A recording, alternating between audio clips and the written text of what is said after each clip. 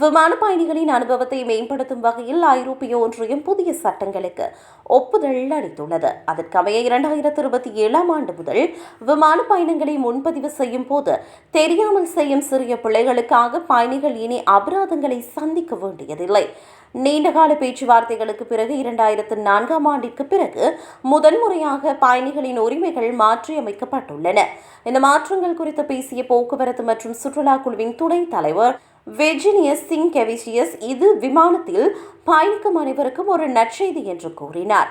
குறிப்பாக குடும்பங்கள் மற்றும் உடல் ஊனமுற்ற நபர்களுக்கு இது சிறந்த பாதுகாப்பை வழங்கும் என்றும் ஏற்கனவே உள்ள பயணிகளின் உரிமைகள் தொடர்ந்து பாதுகாக்கப்படும் என்றும் அவர் உறுதியளித்துள்ளார்.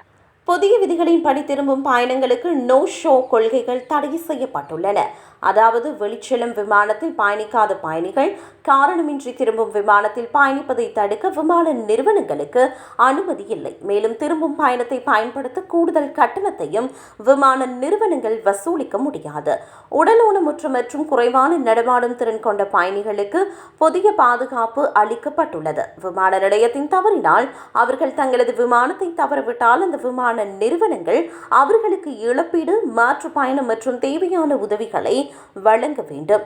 இனிவரும் காலங்களில் பயணிகளுக்கு கூடுதல் தெளிவும் நம்பிக்கையும் கிடைக்கும் என்று அதிகாரிகள் தெரிவித்துள்ளனர்.